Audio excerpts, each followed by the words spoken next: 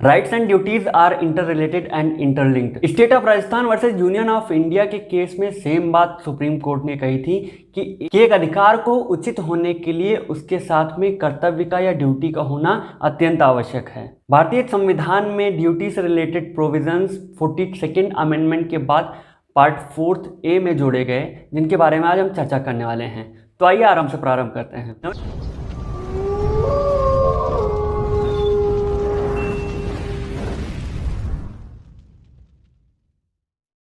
नमस्कार दोस्तों, स्वागत है आप सबका आपके अपने चैनल अल्फा प्लीडर्स में। मैं अभिषेक मिश्रा वशिष्ठ प्रस्तुत हूं एक और अध्याय के साथ में, जो कि है fundamental duties in Indian constitution. भारतीय संविधान ने फंडामेंटल राइट्स के रूप में भारतीय नागरिकों को कुछ ऐसे राइट्स दिए हैं जिनको कोई व्यक्ति या स्टेट उनसे छीन नहीं सकता। लेकिन इसके साथ साथ एक डेमोक्रेटिक कंट्री में एक डेमोक्रेटिक कंडक्ट के लिए कुछ एसेंशियल नॉर्म्स का फुलफिल होना, जो एक देश उसके नागरिकों से मांग करता है, उसका पूरा होना बहुत ज़रूरी है। इन्हीं एसेंशियल नॉर्म्स को हम ड्यूटीज़ के नाम से जानते हैं। अगर फंडामेंटल ड्यूटीज़ के सोर्स की बात की जाए तो इन्हें दो पार्ट्स में आप दो भागों में डिवाइड कर सकते हैं। पहला सोर्स आता है द कॉन्स्टिट्यूशन ऑफ यूएसएसआर, जिसे आज हम रशिया के कॉन्स्टिट्यूशन के नाम से जानते हैं। वहाँ से लिया गया है ये फंडामेंटल ड्यूटी का कॉन्सेप्ट। और दूसरा इसमें जो सोर्स आता है वो universal declaration of human right 1948 का आर्टिकल 29(1) आता है। फंडामेंटल ड्यूटीज़ की अवधारणा भले ही आज के समाज के लिए नहीं हो, लेकिन प्राचीन भारतीय सभ्यता में से बहुत पहले से फॉलो किया जा रहा है। गीता में भगवान श्री कृष्ण ने अर्जुन से कहा था, कर्मण्येवाधिकारस्ते मा फलेषु कदाचन, अर्थात तुम अपनी कर्म करो, फल की चिंता ना करो। कर्म से यहाँ मतलब व्यक्ति के कर्तव्य से होता है कि यानी व्यक्ति को अपने कर्तव्य से हमेशा जो उसकी ड्यूटीज़ है उसके साथ इंगेज रहना चाहिए, कमिटेड रहना चाहिए, उसके लिए अवेयर रहना चाहिए। अब बात करते हैं कि फंडामेंटल ड्यूटीज़ की आवश्यकता क्यों पड़ी, इसकी नीड क्या थी। तो इसके सिलसिले में कमेटी गठित की गई थी जिसे JS वर्मा की कमेटी कहते हैं। उस कमेटी की रिपोर्ट ये थी कि इंडिविजुअल फ्रीडम्स या सिटीजन्स डिमांड और सोसाइटीज क्लेम के बीच में एक बैलेंस इस्टेब्लिश करने के लिए पड़ती है। अर्थात एक सोसाइटी के इंटरेस्ट और इंडिविजुअल के इंटरेस्ट कभी भी कोलैप्स ना करें, एक दूसरे से कभी कॉन्ट्राडिक्शन या विरोधाभास की स्थिति में ना आए। इन दोनों के मध्य में एक बैलेंस इस्टेब्लिश करने के लिए फंडामेंटल ड्यूटीज़ की आवश्यकता पड़ती है।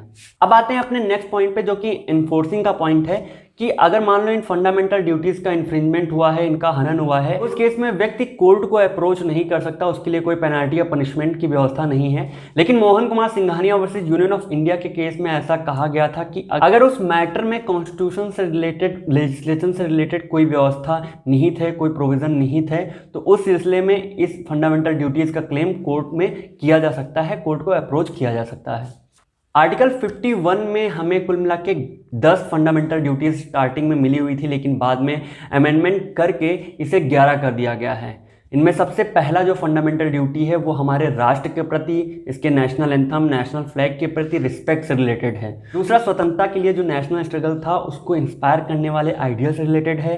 तीसरा, राष्ट्र की सवर्निटी, इंटीग्रिटी और यूनिटी को प्रोटेक्ट और प्रमोट करने से रिलेटेड है। चौथी ड्यूटी, राष्ट्र को आवश्यकता पड़ने पर उसको अपनी सर्विस अवेलेबल कराने से रिलेटेड है। और पांचवी ड्यूटी, राष्ट्र में लोगों के मध्य हार्मोनी और ब्रदरहुड या भ्रातृत्व या समरसता को बढ़ावा देने से रिलेटेड है। छठी फंडामेंटल ड्यूटीज हमारे भारतीय सभ्यता और संस्कृति को बचाने और उन्हें प्रोटेक्ट करने से रिलेटेड है। सातवां fundamental duty natural environment, forest, lakes और इन सब से रिलेटेड है। आठवां, ज्ञानार्जन को बढ़ाने और वैज्ञानिक दृष्टिकोण को विकसित करने से रिलेटेड है। नौवां, पब्लिक प्रॉपर्टी को बचाने से और वायलेंस से रिलेटेड है। 10वां, व्यक्तिगत या सामूहिक गतिविधि या कलेक्टिव एक्टिविटीज के थ्रू अपनी ग्रोथ करने से रिलेटेड। और 11वां फंडामेंटल ड्यूटीज 6 से 14 साल के बच्चों की शिक्षा से संबंधित है, जहाँ पे पेरेंट्स को यह उम्मीद की जाती है कि वो अपने 6 से 14 साल के बच्चों को अनिवार्य शिक्षा दिलाएंगे। अब अगला point, relationship between fundamental rights, fundamental duties और DPSP के बीच में आता है, directive principles of state policy के बीच में। इसके अंतर्गत जावेद वर्सेस हरियाणा के केस में ऐसा कहा गया था कि किसी भी लॉ की कंप्लीट अंडरस्टैंडिंग जो इंडियन कॉन्स्टिट्यूशन में दिया गया है उसके राइट्स की कंप्लीट अंडरस्टैंडिंग के लिए आपको directive principles of state policy, fundamental rights और फंडामेंटल ड्यूटीज सबको एक साथ पढ़ना होगा।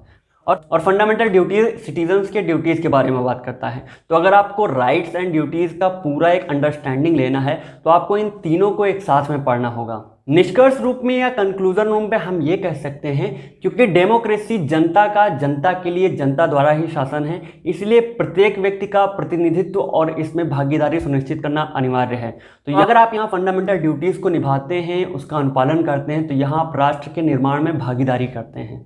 आई होप आपको फंडामेंटल ड्यूटीज़ के अंदर में इसके क्लासिफिकेशन, नीड, सोर्स, ये सब समझ में आ गए होंगे।